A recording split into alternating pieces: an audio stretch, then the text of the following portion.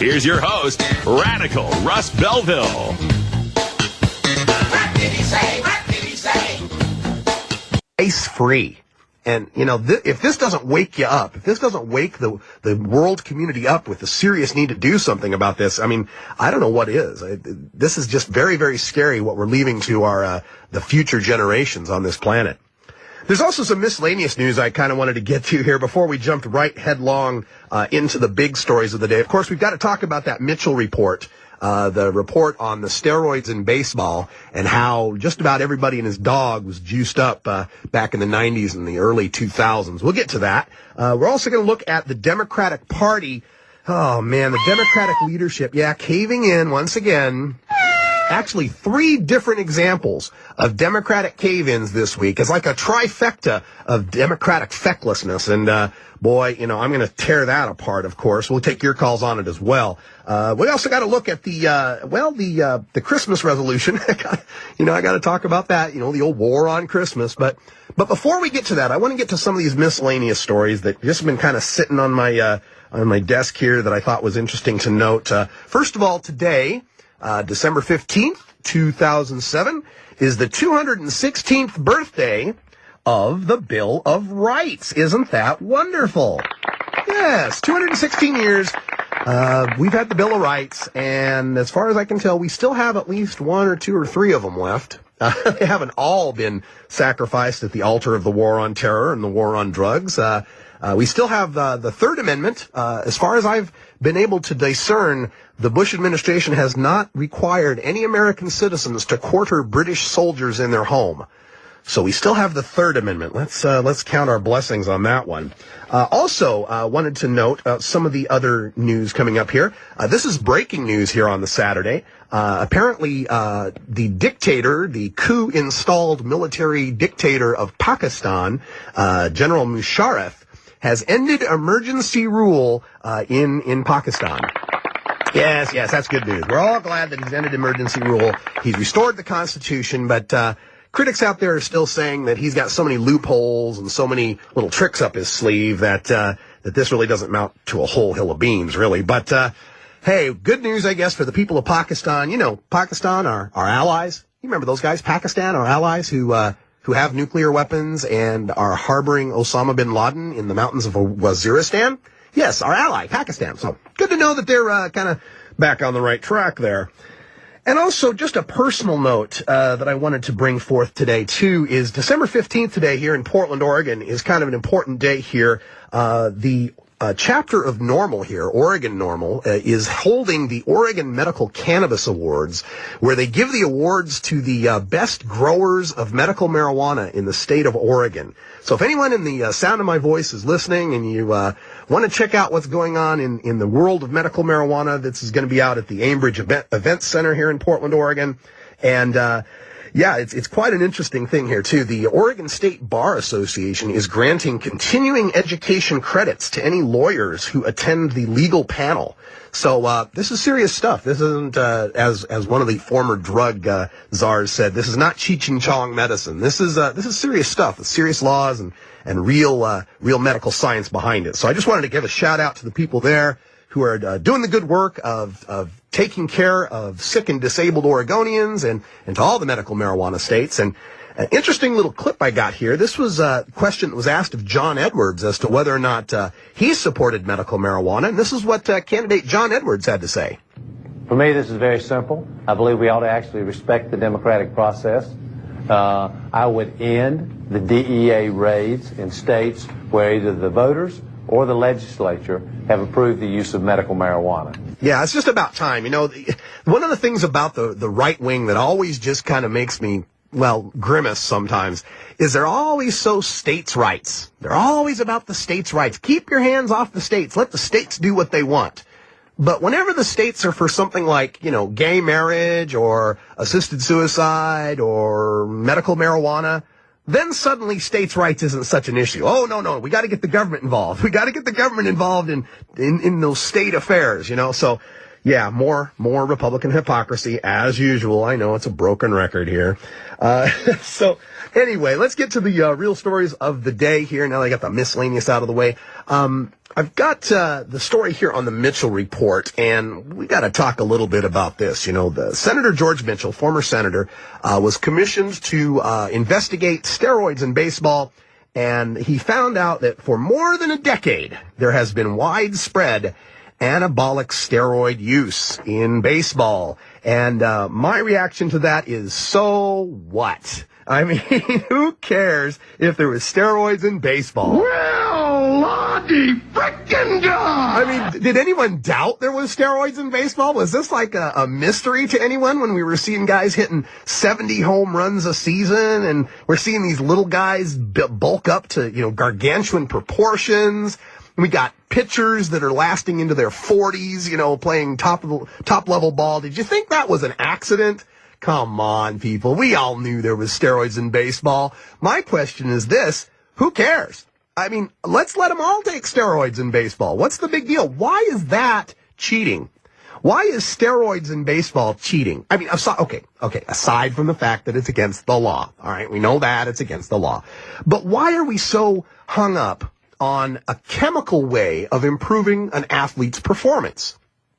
We don't seem that hung up on any other methods that we've used to improve athletic performance over the past, couple decades. I mean, these baseball purists, they say, oh, it sullies the game. It makes it so that the records from these eras aren't the same as the records from the previous eras. But that's true in any sport. I mean, you can't compare the running backs from the 60s to the running backs of today in football.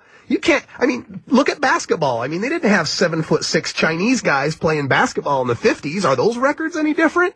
So I'm going to dig into this when we come back from the break. We'll talk about this Mitchell report. And I'm curious about your opinions on this too. I'm not too much of a baseball fan. So if there's baseball fans out there that want to air this out, let's talk about it. The phone number here is 866-5577-377. Steroids in baseball. Is it cheating? Do we need to do more?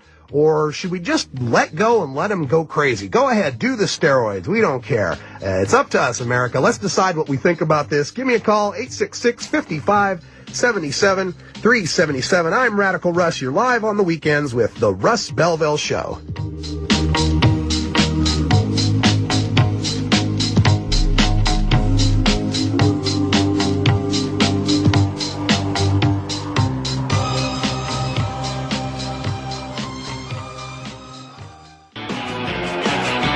Welcome back. 22 after the hour. Welcome to the weekend, everyone. Oh, put me in cold. I'm ready to play today. Oh, yeah. Put me in cold. Give me a needle. I'm ready to play. Get some juice. Today. I can be center field. Oh, that's right. Chicks dig the long ball, they tell me. Welcome back to the weekend. I'm Radical Russ. I'm really not a baseball fan. Don't really like it very much. I find the game to be very dull, very unexciting, very uninteresting, and silly in a lot of ways. You got, managers, big old fat managers wearing baseball outfits, scraping dirt on the umpire's shoes and spitting in their face. It doesn't really turn me on. But this whole Mitchell report thing does get my attention with regards to the steroids in baseball. The big report comes out, says all these great stars, Roger Clemens and Barry Bonds and all these guys have been using steroids for a long time, throughout the mid-90s and all the way through the 2000s. And you know what? Good for them. I'm glad they were using steroids. You know what? The only time, one of the few times I remember sitting down and turning on a TV and actually watching baseball was when that summer when we had Mark McGwire and Sammy Sosa fighting it out for the home run king. That was exciting. Man, that was interesting. There was finally a compelling thing to watch in baseball. So as far as I'm concerned, baseball needs steroids. Baseball needs something to make it a little more interesting. And these purists that complain about, oh, it's not fair, it sullies the game, even George Bush, had to say something about that. Like many fans, I've been troubled by the steroid allegations. I think it's best that all of us not jump to any conclusions on individual players' name, but we can jump to this conclusion, that steroids have sullied the game. Ah, yes, steroids have sullied the game. It would be awful It would be terrible if the management and the people in charge of Major League Baseball were just letting their players run rampant on steroids. Wouldn't that be awful if somehow the management wasn't paying it? Oh, wait, hold on just a second here. From 1988 to 1994, George W. Bush was the managing general partner of the Texas Rangers. A baseball management executive type, huh? And according to this Mitchell report, Ivan Rodriguez, Juan Gonzalez, Rafael Palmeiro, and Jose Canseco, all players for the Texas Rangers, were alleged to have used or have admitted using steroids while playing for Bush. So, great work there, George. The same kind of oversight you've given to the government, apparently you gave to your Major League Baseball team. You turned a blind eye to steroids when you were managing the Rangers. You didn't care. It's all about the money. It's all about the ratings. You didn't care. As long as those guys were hitting home runs every game, you didn't care. They come out here now and say crap like this. Because I understand the impact that professional athletes can have on our nation's youth. And I just urge those in the public spotlight, particularly athletes, to understand that when they violate their bodies, they're sending a terrible signal to America's young. Yeah, when they violate their bodies. This is a guy who was an alcoholic and a coke addict talking about violating their bodies. But anyway, Bush was president or general manager, general partner from 88 to 94 when all this steroid stuff was going on. And I found a column by a sports columnist named Skip Bayless, who was a journalist in Dallas. And he wrote a column where he said, quote, "I knew the president when he was owner of the Rangers, and I heard all the whispers around the locker room and the clubhouse. I think he looked the other way." Yeah, so no wonder he wants to put this all behind us, right? Where he says, we shouldn't be going back and punishing the ones who did it in the past. Well, because you're the one who let them get away with doing it in the past. You were complicit in this whole steroid scandal. But like I said earlier, so what? Who cares? It's a medical thing, man. Why do we have a problem with people using some sort of medical treatment to improve their performance? Yes, I know steroids are illegal, and used improperly, like any drug, they can be harmful to one's health. But when you make the drug illegal, when you put it underground, you make it so that it's going to be more harmful. These guys are going to avoid any sort of detection, and they're going to try any sort of method to get away with this. We're talking multi-million-dollar contracts here. There's plenty of financial incentive for these guys to cheat and try to get away with it. And in doing so, and trying to do it underground and hidden from the light of day, this is what causes the problems. This is what causes the overdoses and the health issues. And if somebody wants to take a steroid and say it hurts their liver or shrinks their testicles, so what? Why is that my business? Why do I care? Well, the guy's making what, $50 million, $100 million? Hey, you know what? I might trade a couple years of my life for $100 million. I think maybe a few other people out there might too. Why is this any of our business? Why do we care? Why do we want to get involved in the private medical decisions between an athlete and their doctor? Now, the purists are going to say this causes an unfairness. This is an unfair competition for those who were following the rules and not taking steroids. It's unfair they have to compete with the people who do take steroids. Well, make yourself I don't know, just let's, I get so wrapped up in this, sometimes I can't even think straight. Why is it that the medical enhancements are such a big deal when we're talking about steroids, but the medical enhancements are no big deal when we're talking about painkillers? Yeah, there's a lot of painkillers that exist now in the 80s, 90s, and 2000s that didn't exist way back in the 30s, 40s, 50s, and 60s. So a player who might have been injured himself wouldn't be able to recover as quickly or be able to play the game the next week. How come is it that the guys today that can take the painkillers and continue to play, why are their records any less suspect than the people, or any worse than the people then who didn't have the painkillers back in the day? Or the arthroscopic knee surgery, or the special sports trainers, or any of the other surgeries or medical advances that make the players today better than the players yesterday? I think it's a false argument. Every sport evolves and changes over time. Now, that's as much time as I want to dedicate to this Mitchell report, because this is not a baseball show. This is a political show. So when we come back from the break, we're going to talk about those torture tapes. That's right, the CIA videotaped the torture interrogations, and we want to know more about it. Give us a call at 866-5577-377. This is the Russ Belville Show, the winner of America's search for the next great progressive talk radio star. Now, here's your host, Radical Russ Belville. 35 after the hour. Welcome back to the show. Welcome back to the weekend. I'm Radical Russ, your red state refugee, reminding you that we can take our country back one boy, one girl, one person at a time.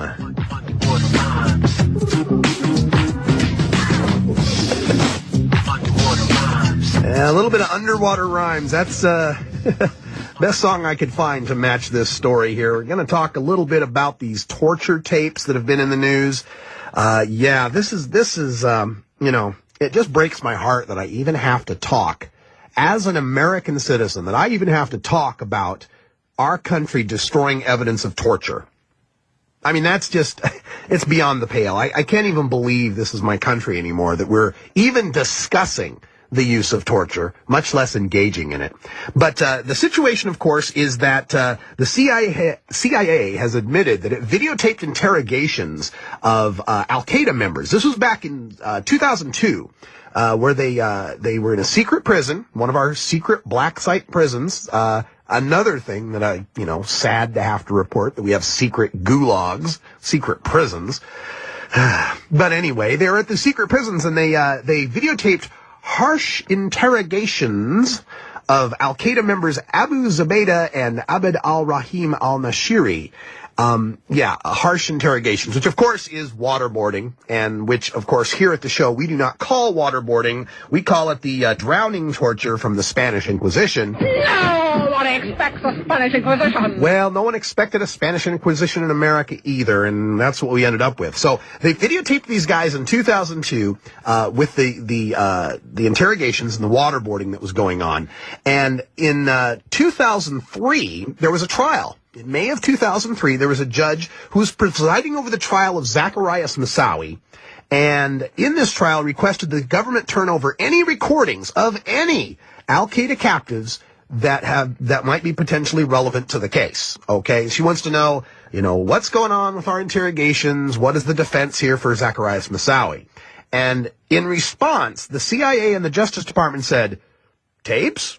We don't have any such tapes. There are no such recordings of these videotaped interrogations, despite the fact that they were videotaping interrogations as far back as 2002. So right off the bat, we've got the CIA and the Justice Department, the Bush CIA and Bush Justice Department lying outright to a federal judge. But it gets worse. As it goes on, we get to 2004. In April of 2004, we've got the Abu Ghraib scandal that broke. And then as 2004 went along, the 9/11 Commission released their report. And the 9/11 Commission had asked for any material of this kind from all relevant agencies. And the government said, we don't have any such material. We can't give you anything like that. We don't videotape our interrogations. We move on to 2005. In 2005, a U.S. district judge ordered the Bush administration to safeguard all evidence and information regarding the torture, mistreatment, and abuse of detainees now at the U.S. Naval Base at Guantanamo Bay. So that was in February or June of 2005. So in November of 2005, they destroyed the videotapes. Why should they even care what the Justice Department or the Congress says? So far, nobody's held them to account for anything. We took impeachment off the table. We filed contempt charges against them for not showing up for subpoenas, and they just ignore them. I mean, what do they got to lose? Why shouldn't they just, ignore federal judges and destroy evidence? It's like no one's going to hold them to it. No one's going to call them to account. And we can't count on our Democratic leadership doing anything about it. Yeah, they're just going to capitulate every time. Got more stories on that coming up later, too. So, as we go through 2005, they destroy the videotapes, and then they tell the government, once again, they tell the district judge that they have no such recordings. But then, just last week, there was a New York Times report that said, hey, guess what? We had recordings. Sorry about the lies.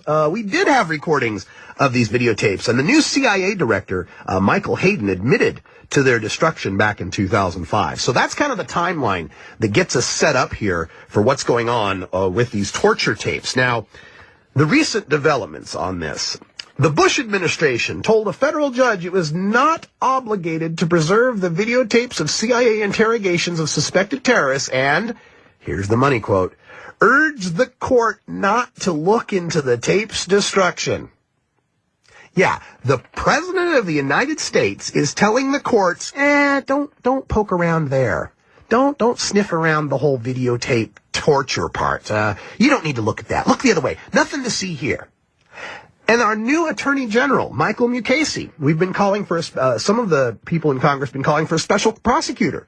Because since the Justice Department was part of lying about the tapes even existing in the first place, maybe we ought to get somebody independent in there to check it out. Maybe we ought to appoint a special prosecutor. Well, Attorney General Michael Mukasey refused Friday to give Congress details of the government's investigation into the CIA's destruction of videotapes and interrogations of terror suspects. In a letter to leaders of the House and Senate Judiciary Committees, and here's the money quote, Mukasey also said there is no need right now to appoint a special prosecutor to lead the investigation. The preliminary inquiry is currently being handled by the Justice Department and the CIA's Inspector General. Well then, what the heck were we worried about then? The people that lied about there not being any tapes, the CIA and the Justice Department, who lied to a federal judge twice about there not being tapes, we'll just trust them. You guys go ahead and investigate it. We can trust you, even though you've lied to us twice. Yeah, so that's where we're at with that situation. Now, some of the good folks in Congress, and there are still a few left, are trying to do something about this. The House of Representatives passed a bill, 222 to 199, that banned the technique of waterboarding or, drowning people as torture. And this bill would have limited the CIA to the interrogation tactics permitted by the Army Field Manual on Human Intelligence Collector Operations. In other words, this bill would just say the CIA can only do what the Army's allowed to do. The Army's got a field manual on how to conduct investigations and interrogations. And you ought to take the Army's word for this thing because they're the ones who have the most to lose in this situation. They know that whatever we do to our captured prisoners is something that someone else might do to our boys and girls, might do to our service people. So they're very, very serious about this, and they don't want to see any sort of torture being used against against our enemies. The Armed Forces Journal actually came out this week, and this was a panel of retired generals, 2, 3, 4-star generals, and this is what they had to say about the situation. Waterboarding is a torture technique that has its history rooted in the Spanish Inquisition. In 1947, the U.S. prosecuted a Japanese military officer for carrying out a form of waterboarding on U.S. civilians during World War II. Waterboarding inflicts on its victims the terror of imminent death. And as with all torture techniques, it is therefore an inherently flawed method for gaining reliable information. In short, it doesn't work. That blunt truth means all U.S. leaders, present and future, should be clear on the issue. These are our generals. Our retired generals are against waterboarding. Anybody with any sense in their head is against this waterboarding. Now, meanwhile, all the administration people are coming out trying to spin this. Saw a guy on one of the stations the other day talking about how they had used waterboarding on Khalid Sheikh Mohammed and on Abu Zubaydah and how they broke immediately and they started spilling their guts about everything they knew. Well, yeah, they did. They spilled their guts on all sorts of things that were completely false. All sorts of wild goose chases. When you're tortured, you will say anything to make the torture stop. And that's why everybody with any sense in the intelligence community says torture is not a reliable way of getting information. And then we got those 24 fanatics out there watching the Jack Bauer universe who think, well, what if there's a ticking time bomb? What if there's a time bomb scenario and only through waterboarding could we prevent the death of millions of Americans? Well, the ticking time bomb scenario never happens. It's never happened. We've never been in that kind of situation.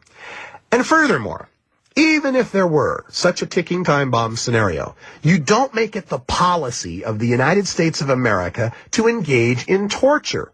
You do not make it policy. Now, if there's such a situation where there's a ticking time bomb, and there's some CIA agent who thinks maybe perhaps waterboarding might get some useful information, then that CIA agent needs to weigh the consequences of his actions versus the potential savings. And look, if he waterboards the guy and ends up defusing the nuke that would go off in LA, don't you think that we might say, okay, well, for this one situation where you waterboarded the guy, we can forgive you retroactively.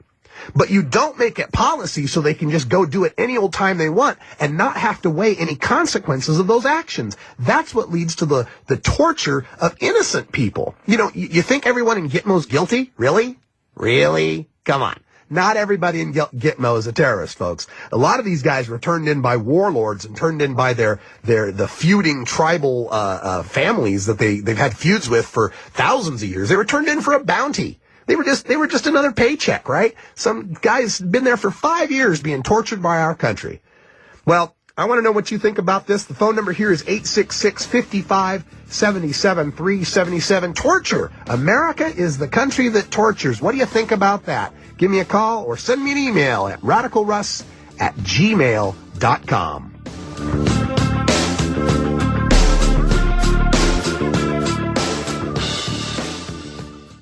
This is the Russ Belville Show. Welcome back. It's 50 after the hour. We're live here on the weekends with progressive talk for the average working American citizen just like me. And I'm your host, Radical Russ Belville. Glad to have you here. Hey, the phone lines are open. So the phone number here is 866-55-77-377. That's 866-557-7377. Make your thoughts and opinions known to the entire North American continent on the XM satellite radio network, as well as a terrestrial station near you. And the email address here is radicalruss@gmail.com. And speaking of email...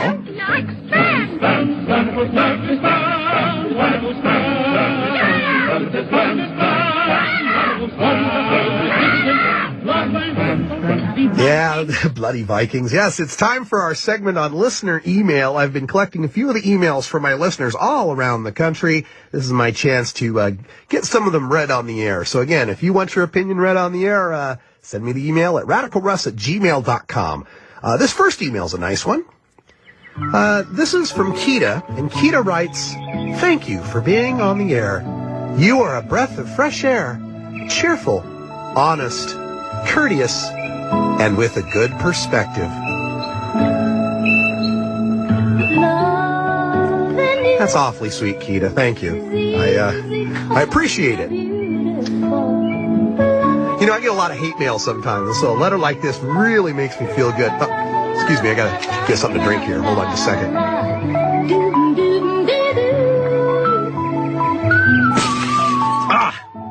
God, I hate it when she does that. Thanks for the email, Keita. I totally appreciate that. That's very nice of you. Now, an email coming from the other side. I got one from the red side of the aisle, the Republicans out there. This is an email I got from Dave in Portland, Oregon. And Dave was kind of taking me to task about the CNN YouTube debate. I was saying, you know, how come the Republicans are getting all these God questions? And I was kind of upset about the level of the questions. And so Dave writes, there were thousands of submitted questions, and CNN chose the broadcast questions. I doubt if the candidates had anything to say in the selection of the questions. As a Republican, I want those questions answered too. You are somewhat entertaining, just to be fair. Well, Lottie frickin' God! Well, thanks, Dave. Your letter was somewhat interesting, just to be fair. And Glenn writes, I don't think people realize it is only a misdemeanor, not a crime, for a foreigner to be in this country without proper documentation. Remember, a crime is breaking a law that carries a penalty. Deportation is not a penalty, and that is the only thing that can legally be done to a foreigner who's found here without proper documentation. To America. They coming to America. They coming to America. So that's an interesting point about that. You know, it is just a misdemeanor to be an illegal alien or an illegal undocumented worker, whatever we're calling them today. So yeah, there's an interesting point there. Why is that more of a crime? Why do people think of that as such a crime? And finally, my last email I want to get to here today, an email from Spider. I got a guy named Spider writing me. That's kind of interesting. What did he say? What did he say? What did he say? The Spider says, "You have the wickedest, most satisfying bumper tunes of any radio host I've heard. In particular, I'm juiced by that nifty little jazz funk bit you play regularly. You know, the one with just a finger-licking good bass and trap set? Who is that, please?" What did he say? What did he say? What did he say? What did he say? What did he say? What did he say? What did he say? Well, that is my bass deity. That is a fellow by the name of Victor Wooten, Wooten, Victor Wooten. Everybody knows if you're going down to the... And he is the bass player for Bella Fleck and the Flecktones, which is a jazz band fronted by a banjo player. If you've never heard Bela Fleck, you should check that out, too. Some of the other music we play on the show includes Brand New Angel by Government Mule, Hell Song by Sum 41, Joker and the Thief by Wolfmother, Sugar We're Falling Down by Fall Out Boy, The Fallen by Franz Ferdinand, The Seed by The Roots, This Boy by Franz Ferdinand, and Times Like These by the Foo Fighters. And that just makes me feel old because I don't even know most of those names that I just read off. So I guess I'm turning into an old guy. I got that old Homer Simpson perspective. Why do there have to be new bands? Because rock peaked in 1974. But anyway, thanks for the emails, everyone. It really makes my day to get them. It's just fascinating to hear from people all over the continent. You can send your email to radicalruss@gmail.com, and we'll be glad to read your opinion on the air. Now, we also want to talk a little bit today about the Democratic Party. Oh, my. You know, of course, I'm going to be voting for Democrats whenever I possibly can. You know, voting for Republicans is, well, it's like just voting to give your money away to rich people. You might as well. But, you know, the Democrats have been very, very disappointing lately. And we'll get to that right after we get to the breaks. But before we do, let's go to the phones at 866-55-77-377. We've got Marty in Louisville. Marty, welcome to the Russ Belville Show. Hey, Russ. I have to tell you, I'm so angry when I see these right-wing monsters on the air like Cliff May and Gaffney saying that torture's okay, we have to get information, and it gets good information. This is becoming a police state. I don't want to live in a police state where our government surveils us secretly and then they're allowed to torture people if they think it's important. That's what the Nazis did. That's what the Russian communists did. We derided them and pointed out to the whole world how horrible these societies were. And here's the point. I always say that we're becoming the country that people used to flee other countries because of. Right. You know, and those are the countries that used to leave because they're being spied on and tortured and rounded up and disappeared. Right, and they're excusing this. And here's the point I wanted to make based on that. If waterboarding or pulling fingernails out or beating or stress positions, if this works, then why don't our police, why are they not allowed when they have a prisoner that these are people that are in captivity because they were caught by if they're thought to be terrorists, or if they're police catching a criminal in the States. Why is it that we never allow that? They have a Miranda right. They're not allowed to be beaten, let alone waterboarded. I mean, they may have a prisoner in a house with a bomb, and there may be a ticking time bomb the policeman thinks.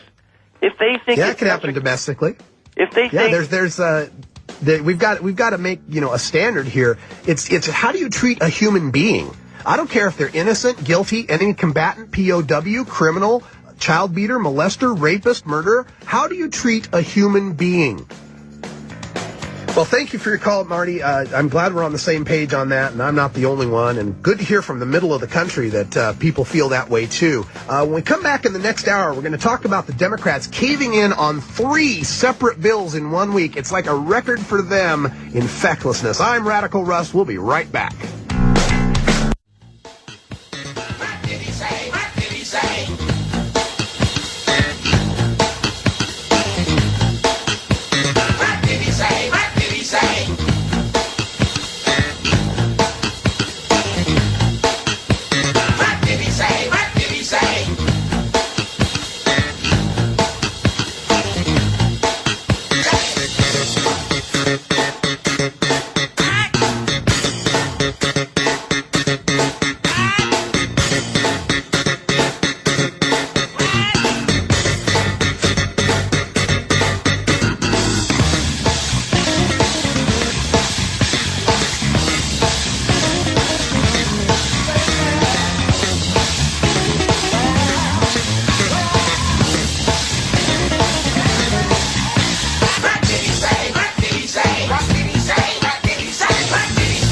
welcome back.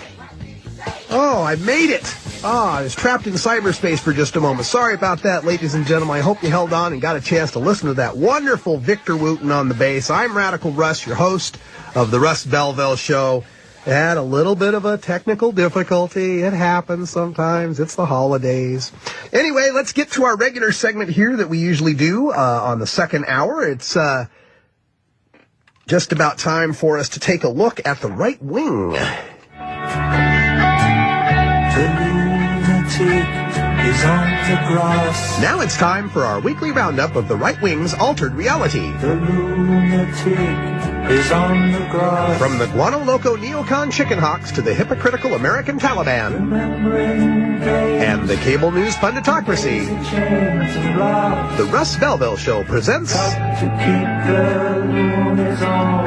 the Lunatic Fringe Award, an award dedicated to the politician, pundit, or preacher who said the most ignorant, hateful, or bizarre quote of the week. And as usual, we got a couple of our usual suspects here for the Lunatic Fringe Award. We're going to start off with Falafel Boy, Loofah Boy, that's right, Bill O'Reilly, over on the fake news channel. And he's been crowing about this war on Christmas for, well, a couple years now, and, how us deadly, dangerous, secular progressives are trying to eliminate Christmas. Let's ban all religion expression from the public square. Let's drive it indoors so it won't pollute the atmosphere. There's no place in American public life for any expression of spirituality. No, because that's offensive to the secular progressive movement, a beacon of tolerance. Yeah, let's get something straight here, Mr. Sexual Harassment, Mr. Falafel Boy. Nobody on the secular progressive side is trying to get rid of religion in the public square. The public square is the internet and TV and newspapers and radio and your front lawn and businesses and streets, and everywhere you look is the public square. And I defy you to go out, walk for even a half an hour and not see a cross. Really, try it someday. Try it. Unless you're in the middle of, say, the hinterlands of Montana or Wyoming or something, way out where there's no civilization, anywhere where there's human beings, you're going to see a cross. I've driven through the most desolate stretches of America and seen little crosses on the side of the road where people wrecked and died. And why is it always little crosses anyway? I mean, how come you never see Stars of David or, the little crescent and the star on the side of the road? Don't Jews and Muslims get in car wrecks? Or is it only that Christians are allowed to put up their litter on the side of the road? Well, anyway, that's not our winner today, though. No, Bill O'Reilly, I'm sorry. You did not win the Lunatic Fringe Award for the day. Our second contestant is Michael Weiner. That's right, Michael Savage. He had to make his opinion known about Al Gore going to the Global Climate Change Conference in Bali. And he was trying to point out how Al Gore's Nobel Prize was kind of fake, how Al Gore winning the Nobel Prize shouldn't be taken seriously because of this fact, according to Savage, about the Nobel Prize Committee. Why do I call them socialist perverts? Answer, because they are. By and large, 90% of the people in the Nobel Committee are into child pornography and molestation. 90% of the Nobel Prize Committee is into child pornography and molestation. Okay, Mr. Savage, Mr. Weiner. Yeah, right, sure. But that's not even our winner. When you're sifting through the muck of the right wing, you gotta sift really hard to find the true nuggets of lunatic fringery. And this week was so super special to me. I don't know if you got to tune into that Iowa GOP debate, but there's kind of this weird rule in Iowa that, like, if you have an office and you have a staff, you're allowed to come to the debate. So Alan Keyes, you remember Alan Keyes? Remember the guy, Alan Keyes from Maryland? He ran against Barack Obama in Illinois for Senate and lost like 72-21 or something like that. So you're just, killed in the debate. And, I think Alan Keyes ought to be in more of these debates for the Republicans. Because, for one, it makes me laugh. And it's all about me, right? So it makes me laugh. He just cracks me up. And second of all, by comparison, this is something the Republicans ought to think about. By comparison, Alan Keyes makes Mike Huckabee and Rudy Giuliani and Mitt Romney look somewhat sane. This is Alan Keyes explaining how the removal of God from our classrooms is what's to blame for all the ills today. Governor Huckabee just addressed the question of education. He has stood before values voters and moral conservatives, claiming that he is their spokesman. You know the major problem in American education today? We allowed the judges to drive God out of our schools. We allowed the moral foundation of this republic, which is that we are created equal and endowed by our Creator, not by our Constitution or our leaders, with our rights. If we don't teach our children that heritage and the moral culture that goes along with it, we cannot remain free. They will not be disciplined to learn science, to learn math, to learn history, to learn anything. So if you don't have prayer in school, kids can't learn anything. Okay. So Alan Keyes for demonstrating the hucksterism of a tent revival preacher and the reason of a rabid chickmunk. You are the winner of this week's Lunatic Fringe Award.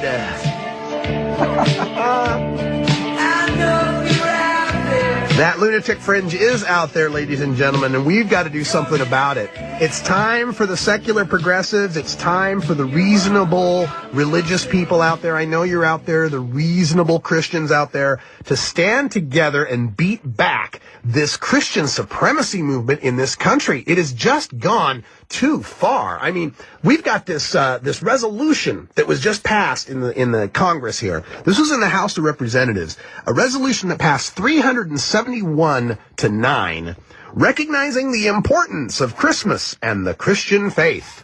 And there's a whole bunch of whereases and so on. This part, whereas Christians identify themselves as those who believed in the salvation from sin offered to them through the sacrifice of their Savior, Jesus Christ, the Son of God, and who, out of gratitude for the gift of salvation, commit themselves to living their lives in accordance with the teachings of the Holy Bible. Amen. Praise Jesus. This is what our Congress is up to? This is what they're up to? We got problems with waterboarding. We got problems with a president who thinks he's a dictator or a king, and you're going to pass a resolution praising Christians? Give me a break. Let's go to the phones here. The phone number here is 866-5577-377. We've got Jay in Savannah, Georgia. Jay, welcome to the Russ Belville Show. Hey, it's Jerry, and I may have missed something when you had those problems, but I thought you were getting ready to talk about the Democratic Congress, and I was. Oh yeah. And I kind of know what you're going to say, and I can't tell you how much I would agree with you because I'm very disappointed also. But I have to think that their strategy is to keep all those disaffected people out there and voting for us in the general election. It's just like this Christian vote you just mentioned in Congress. They're all afraid. They're so afraid to impeach right now. They're afraid to stand up and do the things, the war thing, giving the money towards war still. All these things they're doing, I think, are calculated because they're so afraid that they could lose people for the general election. So they're going along with it, and I think that's their strategy. I don't like it. I'm a well-informed individual who lives to dare America, but hey, listen, there's a lot of dildos out there, and I don't want to sound like a snob, who are just watching talent shows on TV, and they're probably going to vote Democrat if we don't cause them to get disaffected. And I think that's their strategy. Yeah. I'd like to hear your comment on that. Let me rephrase that, Jerry. I think I got that right. Is that that the Dems here are calculating to keep us feeling crappy about politics so that we'll vote for them? I mean, and that might be their strategy. I'm not saying you're wrong, but it's definitely a flawed strategy if you ask me. When we come back from the break, I want to get into that. We'll talk about the war funding bill that they caved in on. They're going to cave in on the retroactive immunity bill. They caved in on the energy bill. We'll cover all that when we come back from break, and I promise I will be there when we come back from the break. I'm Radical Russ. The phone number here is 866-5577-377.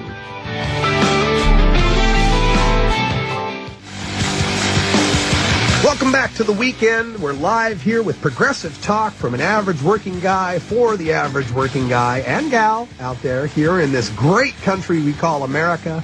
And welcome to the show. Glad to have you here. The phone number here is 866-557-7377. That's 866-5577-377, which is not only a phone number, it's a heck of a hand in liar's poker. Our email address here is radicalruss@gmail.com. And speaking of the intertubes, check out the website, radicalruss.net. complete redesign. No more flashy, blinky stuff. Complete redesign of the site. You can catch Keith Tucker's What Now cartoons in the on the heading of the website. Every week he's got a new cartoon, a great political cartoon. This one's on Bush vetoing the S-chip bill again. We really appreciate Keith Tucker for all his work here. Let's go to the phones. We're talking about the Democrats and how they've been capitulating and caving. What do you think about these modern Democrats these days? We're going to turn to Jerry here in York, Pennsylvania. Jerry, welcome to the Russ Belville Show. Hi, Russ. I'll cut right to the chase here. I'm a progressive Democrat, and I think the Democratic Party sucks right now. There's been no time in the last 8 years that we had a better opportunity to tell people what we stand for and to put our leaders into power. And just in the last few months, we've seen them cave. For instance, on the latest energy bill, they just passed the one. Nancy Pelosi's all standing up, banging her drum out. By the year 2020, 12 years from now, we're going to be able to have standards that we get 35 miles a gallon. Way to go and think green. I mean, here we are, 35 miles a gallon. You got Japanese cars that will do more than that right now. But they're going to make it a mandate by 2020, 8 years down the road. That means we're going to be energy dependent on foreign countries for at least the next 8 years. We're not planning ever on leaving the Middle East. We're planning on keeping our guys there, just making corporations money and letting our boys' blood run for nothing. That's all I got to say. Yeah, war is good for the economy. That's their theory. And they don't want to step on the toes of the auto industry and the oil and gas industry that have all those lobbyist dollars. This all comes down to publicly financed elections. Until the people's vote means more than a lobbyist dollar, this is going to continue. We're going to continue to get this. We're going to get the Republican Party being the corporate party and the Democratic Party being the corporate party that's slightly less scary than the Republican Party. I totally agree with you on that, Jerry. Thank you for your call. I appreciate your opinion. Yeah, let me go to these bills that we're talking about here. I've also got a couple other calls hanging on the line. Stay with us. We'll be right to you. These bills, it's over and over again. We're seeing the same thing from our Democratic leadership. We continue to build this theme about them being weak and spineless and backing down. Everyone considered him a coward of the county.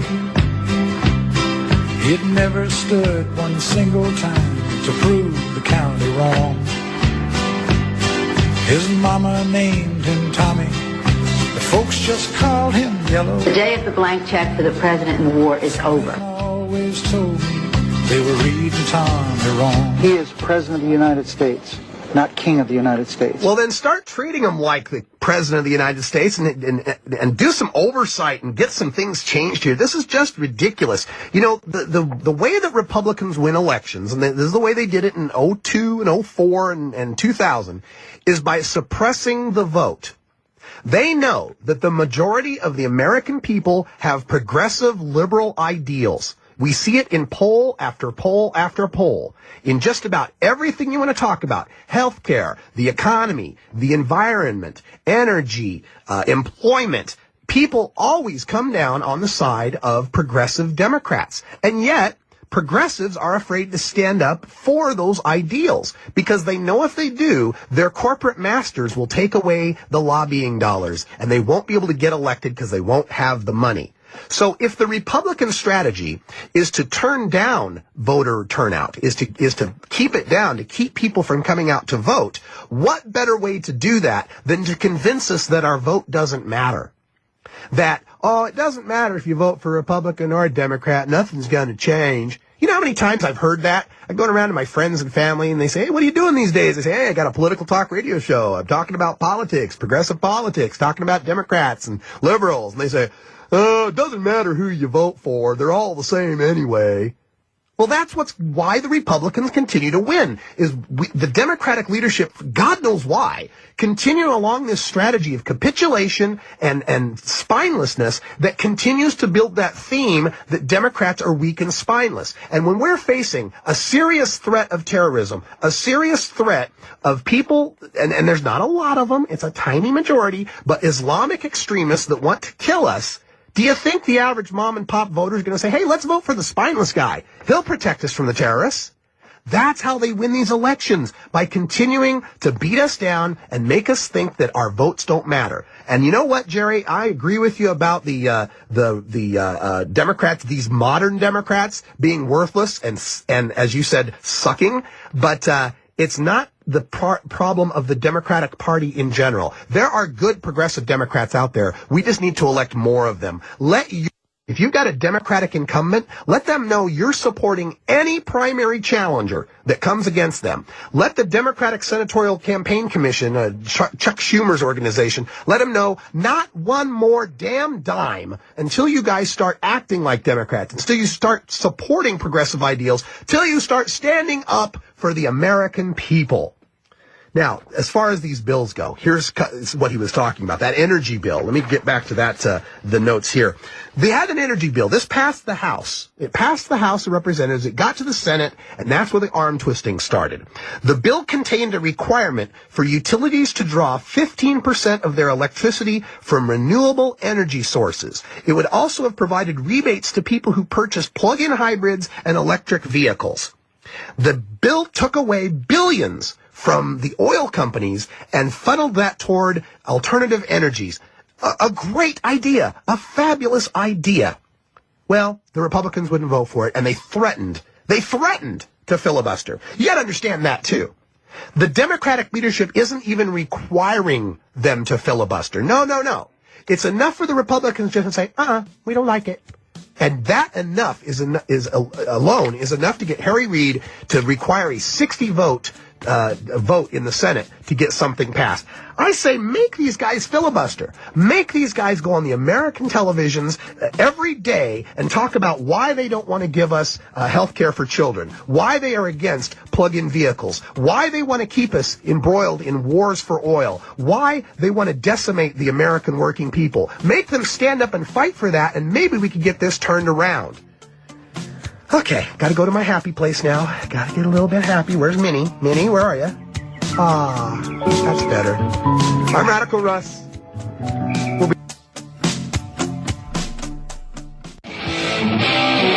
Welcome back. It's 35 after the hour. You got the weekend.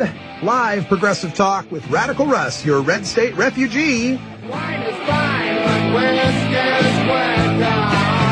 Suicide is nowhere. Yeah, Ozzy Osbourne, the Ozman cometh. Let's go to the phones, 866-5577, 377. I've got Jim in Lombard, Illinois, giving us a call. Jim, welcome to the Russ Belville Show.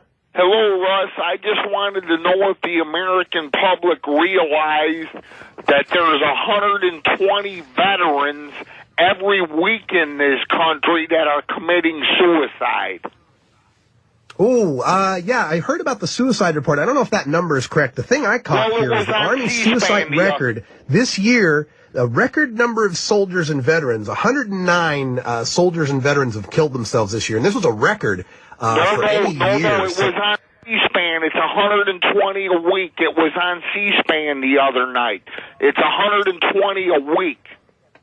I don't know if I'll have to check and confirm that, but regardless of what the number is, Jim, it's despicable. I'm completely with you on that. These suicides, we're having more and more suicides from our fighting men and women, being pushed to the brink, being strained by these 15-month tours and not getting, fourth, fifth rotations into Iraq and Afghanistan, and they come back to a VA system that's woefully underfunded and understaffed for mental health issues. We are creating the next generation of homeless, and it's just despicable that that's what we're doing to our fighting men and women. Thank you for making that point, Jim. I really appreciate it. I got to keep going here with some of the stories I've got lined up here. Before we went to break, we were talking about Democratic capitulation and how the Democratic leadership has, we don't know what kind of strategy they've got going on here, but it starts with a P is what it is. And these guys, this was three bills this week that we've got to deal with where the Democrats are caving in and not standing up for what the majority of the American people want. We had Nancy Pelosi way back in February when the 110th Congress came into office, who had this to say about war funding. The day of the blank check for the president in the war is over. And yet, Congress just sent the war funding bill to Bush, a defense policy bill on Friday that requires no change in strategy in Iraq, and another $189.4 billion for the Iraq and Afghan wars. $8,000 a second that we are spending on this occupation, this illegal occupation of the Middle East, and we can't seem to find money for health insurance for poor kids. You can't seem to find any money for that. Plenty of money to go kill a bunch of poor kids over in another country, though. That's fine. We can drop bombs and all that depleted uranium. Yeah, that's the Christmas spirit for you. So yeah, they said no blank checks, and they said we will not give the president any more money without a timetable. And yet, every time they come back and give him the bill. Now, of course, the president is holding our troops hostage. You know, he wants to paint it as, well, if the Democrats don't give me all the money, those troops will be out there in the field and their bullets will run out. And they won't have any food. And they'll have no gas for their Humvees or whatever, which is a complete fabrication and spin and lie. Money for this war has already been appropriated all the way through the end of George W. Bush's tenure. We could cut the funds right this minute, and there would still be plenty of bullets, plenty of bombs, plenty of gas, plenty of food for our soldiers. So it's a lie. And the Democrats, they underestimate the American people. They underestimate our capacity to understand what's really going on here. They seem to think that Fox will throw up some 6-second soundbite about, oh, the Democrats hate the troops, and that suddenly all the American people will hate the Democrats. Those days are over. Those days are over. We get it now. We've seen the man who's behind the curtain. We know what's really going on. And these days, these Democrats, they continue to think that the Senate is some sort of collegial body of negotiation and compromise. And the Republicans gave that up in 2000. We've still been playing by the old school rules. They've been playing by their rules, which is we get what we want and we don't give an inch. This is what we saw on the bill with the energy bill that I was talking about. We had renewable energy requirements in there. Would have created thousands of jobs. Would have cut down the greenhouse gases, given us more technological development. But the Republicans and their coal buddies didn't like that, so that was cut. There was payments to buyers of electric vehicles and plug-in hybrids. But the auto manufacturers didn't like that so much, so the Republicans said they didn't want that. And then the oil industry, we give $13 billion in subsidies, taxpayer money to the oil industry every year. They need it because it's not like they've been making record quarterly profits, and not just record quarterly profits for America or their particular industry. They are making the biggest profits in the history of mankind ever. And they need more subsidies from the federal government. We were going to turn those subsidies over to alternative fuel manufacturers. No, couldn't do that. Couldn't take away the $13 billion corporate welfare for the oil industry. So that got stripped from the bill. And as soon as that was stripped from the bill, ding, ding, ding, all of a sudden the Republicans are all over that bill. They thought it was a great bill once you took all the teeth out of it. Let's go to the phones, 866-5577-377. I've got Steve in Hattiesburg, Mississippi. Steve, welcome to the Russ Belville Show. How you doing, Russ? Oh, I'm making it. I'm just trying to keep my head up and believe that this country can get back on track. What's on your mind? Just that, what you call it, traitorism going on up there in Washington. Traitors, treason, yeah. We have no voice up there, brothers. We put them in office there. Of course, they didn't say they would impeach or anything, but they're doing nothing like we want them to. And I'm like you. If anybody runs against them next year, I'm going to vote for them. Might as well, because, I wasted my vote by putting them in office. They've done nothing. They turned their back on the veterans, on this country. All they're worried about is getting elected again, and they like you said, they think we're stupid. We're fed up. Yeah, they thought just taking the majority would suddenly, change everything into the land of wine and roses. And the Bush administration, they were still going from that idea of the negotiation thing. Well, once we're in the majority, then they'll have to negotiate. Nuh-uh. No, we haven't seen any negotiations. We haven't seen the Republicans give 1 inch. And the Democrats need to do a better job of highlighting that, of pointing out the Republican obstructionism. Right. They won't even try. You know, if you don't win the battle, you got to try anyhow. I mean, you got to fight. Exactly. Anyhow. And that's what I say about that whole filibuster thing. You know, it's they're just willing to give. Oh, the Republicans are going to filibuster. Oh, well, okay, then we give up. No, you don't give up. You make them filibuster. You make them stand in front of the American people and try to make their case. Show the people what they are, what they're doing. You know, if they would do that, heck, there's no way they could lose. You know, we'd vote them if they just make an attempt. They're making no attempt. So, you know, I'm not going to vote for the Republican, but I might as well because. You know, all they do. No, don't vote for the Republican. Go out and vote in the primary. I'm not giving in. You know, I give out before I give up. But all right, that's good to hear. A true American, Steve. Thank you for your call. I appreciate your opinion. Yes, absolutely. Don't give up. Don't buy into the hype of it doesn't matter who you vote for. Now, if your incumbent is one of these, like Dianne Feinstein or Chuck Schumer or Nancy Pelosi or Harry Reid or any of these Democrats who continue to capitulate, you vote in the primary. You vote for the primary and you let them know that you want them out of office. You want a real Democrat. And then when the election comes down to the Democrat versus the Republican, you know, this is what they're counting on, is that we'll have to hold our nose and vote for the Republican. I don't think so. If there's a third-party candidate out there that suits your agenda, that you feel would be a good candidate, vote for them. You know, I think it's sad in this country that we've been convinced somehow that if we vote for a third party, our vote doesn't matter. In this country, your vote matters, and you pick the person who you think is the best person for the job.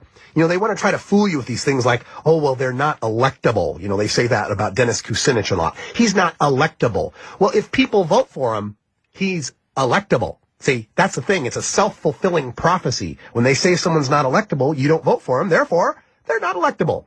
Let's turn this country around. Let's shake things up a bit. Let's get some real progressive Democrats in there. And if not them, some progressive third parties. And not one more damn dime to the Democratic Party until they start standing up for the American people. I'm Radical Russ. Phone number here is 866-557-7377. We'll be right back with our last segment right after this.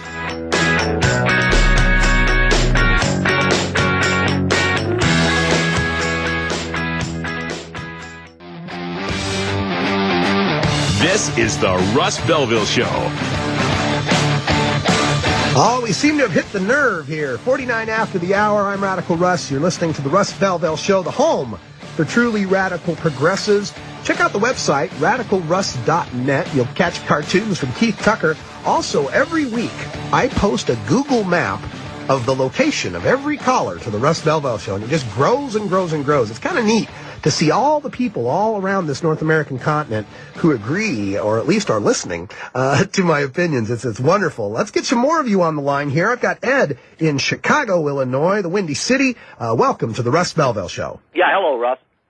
Let me tell you the guys that I am really disgusted with, okay? And that's these Republican veterans, in particular John Warner and John McCain. Okay, I excuse Chuck Hagel. He has come out publicly against the war. I heard him say, you know, you better know what you're doing before you send these guys back into the meat grinder. He has made his position clear. He supports the veterans. McCain and Warner have basically been silent.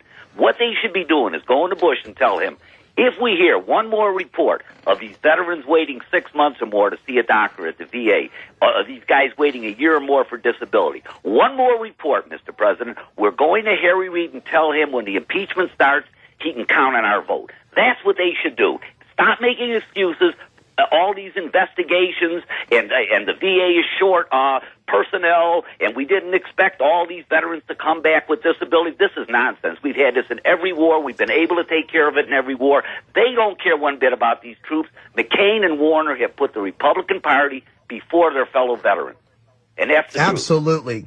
Absolutely. You are absolutely right on that. You win my Nail on the Head award for the day. The way we're treating our veterans is disgusting. Right. You know, they need to get, they should have a free college education. They should have free health care for life, as far as I'm concerned. Right. And can I tell you God, if Dick Cheney can get, when Dick Cheney, his heart goes off every, couple of months, they fly him right out there to the medical center. He gets taken care of right away. That's what the lowliest buck private deserves. That's right. And can I tell you what they can do about this problem at the VA? They can give these guys... You go right ahead. Yeah, they can give these guys medical cards and let them go to any private hospital or doctor they want for 5 years. All expenses paid by the government. If they can lose $9 billion in Iraq that they can't keep track of, they can give these guys the decent medical care they deserve. Don't worry about the VA. Send them to the best hospitals in the country. All expenses paid by the United States government. If they were veterans and patriots, that's what they would be doing. Absolutely. I totally agree with that, Ed. Thank you for your call. All right. I appreciate that. Got to get on to another call here. We've got Rockney in Saylorsburg, Pennsylvania. Rockney, welcome to the Russ Belville Show. Yeah, hey, great show. I was just telling the guy that answered the phone there, I'm 53 years old. I voted Democrat all my life, ever since I was 18. And I'm not going to vote in the next election because I'm going to tell you, everybody says, oh, it doesn't make a difference who you vote for. Oh, it does. It makes a difference into which party is going to get the corporate money, which party is going to sell you out. That's the only difference it makes. Because these guys, all these Democrats have done. We elected Casey here in this state, Senator Casey, and the first thing that he did was vote for that unconstitutional spying bill that said Bush can spy on anybody anytime he wants to. And Casey's a Democrat. And that's the first thing he did was cave in and vote in that bill. And they've continually caved in. I mean, they haven't stood at all, not once. Yeah, the only problem with not voting, though, Rockney, is that then that says, okay, you guys win. In my state, well, I'm going to vote for Dennis Kucinich myself. When it comes to the presidency, I'm voting for Dennis Kucinich because he's the guy who's actually talking about revamping this corporate control over our government. Unless Kucinich gets the Democratic nomination, he isn't going to run in my state because they basically cut independents out here for presidential elections and stuff. I mean, they're just, there's a lot of those dirty tricks going on in here. And, the thing is that, God, I hate to give up, though. I hate to give up the idea that I just am not going to vote because that, to me, that's what the corporations want. That's what the Republicans want, is for us to be apathetic and not vote. I'd much rather vote for the lesser of the two evils than the most evil. And I feel that not voting is just giving a free ride to the most evil. But I appreciate your opinion, Rockney. I got to go. Thanks for the call. We've got... just get me all riled up here, having a lot of fun here on the show. There's one more story that I have to get out. I've got to talk about this, or else my conscience won't let me sleep. And it has to do with this story of Jamie Lee Jones. Have you heard this story? Jamie Lee Jones, 22 years old, says that she was a contractor working for Kellogg Brown & Root. Now, Kellogg Brown & Root was a former subsidiary of Halliburton. Halliburton, of course, was the former company that Dick Cheney was in charge of. And this company, this Kellogg Brown & Root, is another one of these war profiteering contracting companies out there in Iraq. And this woman, she was working for him. She's working for him in the green zone.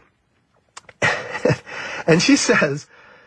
Hold on, I got to just gather here just a second. She says that she was working for Kellogg Brown & Root in the green zone, and she was raped by multiple men. She was gang raped.